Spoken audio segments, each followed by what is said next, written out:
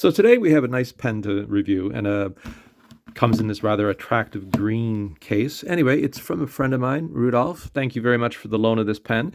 He asked me if I'd be interested in showing you this pen, and I definitely am interested in showing you this pen. So anyway, let's look at it. I don't know who made the pen case. I really can't answer that question, but it's a rather lovely leather case, and there's a reason he uses this case with this pen, because inside it is this gorgeous,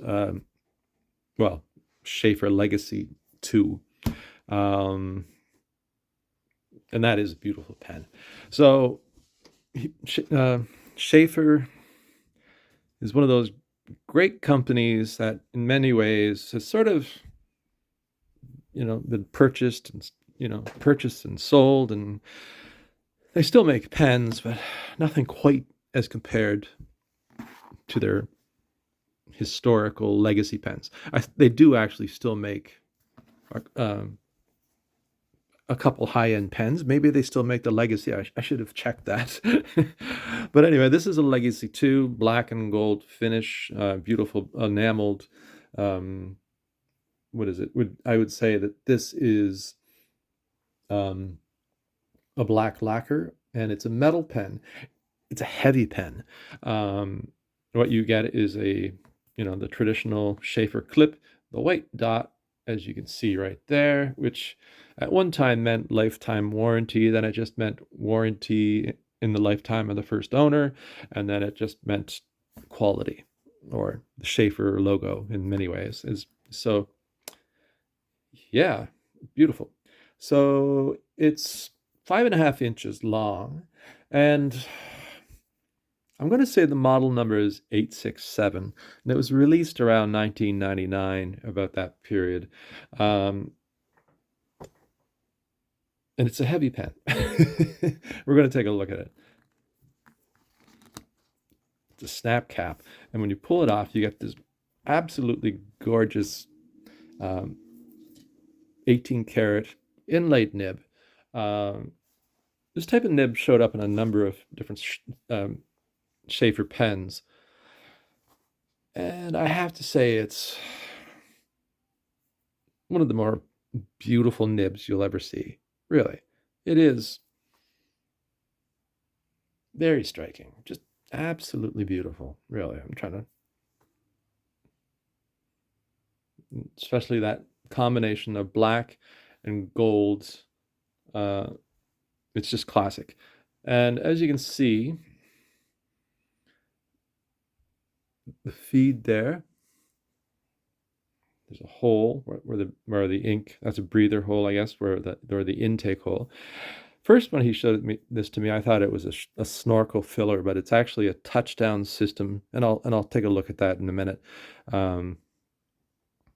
Beautiful feed though, actually. It's just a really nicely designed pen. It's just just a nicely designed pen. Yeah. So this is an 18-karat gold nib. Usually it would say right here the size, but it seems to have been worn off over time. But it feels like a medium when I'm writing with it. It's a very smooth writer. Actually, Sheaffer nibs, the vintage Sheaffer nibs, are really nice, really nice. So we're just going to open it up here and take a quick look at the filling system. As I said, this is called the touchdown system. And when you pull it off, there's a metal sleeve right here. And if you look in this little hole, inside there's a latex sac. Now, this could be taken off, and you could put a cartridge or a converter filler on that. But it did come with this sort of metal tube. It's very similar in some ways to the snorkel system, except that it doesn't have the snorkel coming out of the feed. But what happens is you can't squeeze this by hand. But what you do is you unscrew the end, and there's a piston rod, we're going to call it, and you pull that back and push in, And what happens is air pressure, air gets pushed out of the pen, causes the sack to collapse, and when you pull it back, the air collapses. When you push it in, the air comes back into the. I'm not really explaining it very well, but air pressure causes it to contract and expand, and then when it expands again, the ink flows through the feed into the latex sac. It's an interesting system. It's a bugger to clean, from what I understand, but I'm not trying to clean it. It's a metal pen, black lacquer. It's not my pen, so I'm not going to post it, but I am going to do a little writing sample and a few stats that I have. I don't have a lot of stats, but I was curious actually to see how much this pen weighs. So I just grabbed our kitchen scale, and I'm going to set that to 0. And I'm just going to do the little weight here to see. So it's 39 grams according to this scale. I don't know how calibrated my scale is. It could be a little bit off. I'm going to compare it to the Diplomat Arrow, which is actually 42 grams. So it's just a little bit lighter than that. That's interesting. I would have thought that would be more than the Diplomat Arrow. 42. That's a simple plastic Safari, 15 grams. So yeah, that's a good sized pen, When you pick it up, it actually feels like it has some heft to it. It has a nice, smooth finish and everything like that. It's very nice in the hand. That's interesting. My mind is telling me this is heavier. That's interesting, but it's not. So we're just going to do a little writing sample.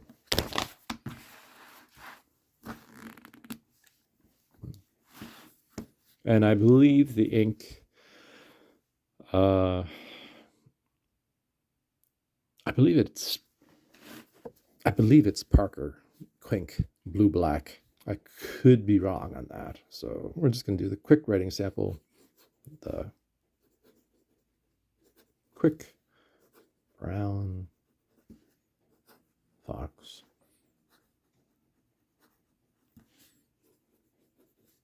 Over the lazy dog. Very smooth writer. A very wet pen. It's really nicely, it puts down a really rich line of ink. I was saying that this is a medium, but it might actually be a broad. I wonder. It might be a broad. It's just.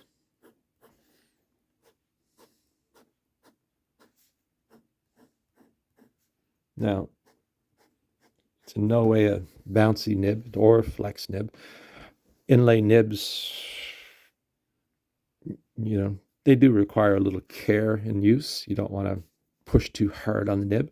So I would never try to get like line variation by pushing down on the nib. It would just lead to issues with a beautiful nib.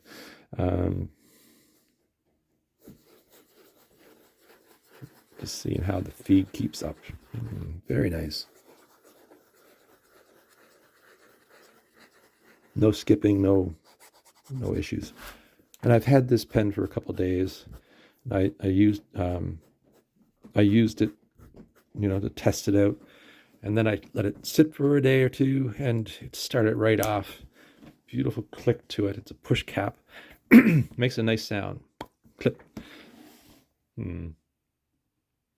So they're not what I would call, they're not an inexpensive pen, but they're not outrageous in compared to some vintage pens. This is a very nice pen. I'm kind of putting it on my list of Grail pens that I would like to have someday, I think. If I was to do a new list of what my Grail pens are, definitely a Sheaffer Legacy would be on there. Sheaffer's Fountain Pen for Men would be on there. Yeah, there's some nice Sheaffers out there. It's a shame, really, that in some ways the company has sort of, like I say, this was made in the USA, this pen, right? So, now I don't know who makes Sheaffers. They probably made in China for all I know. I could be wrong. They still have a high-end pen, with a gold nib.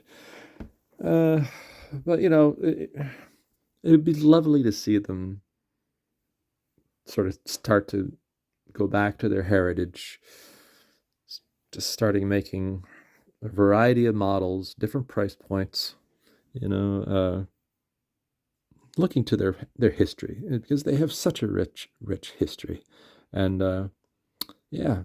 So if you can get yourself a vintage, well, this is I think 1990s, 1999, which isn't that vintage, but it's not. It's an older.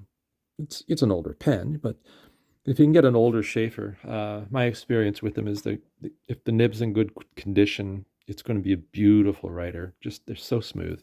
Anyway, I'm gushing over this pen. Anyway, thanks again to Rudolph for the loan of this pen. It's kind of a first impressions video, I guess.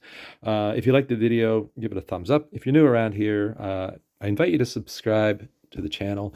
Let me know what your Grail Sheaffer would be. If you could have any Sheaffer fountain pen, which one do you covet?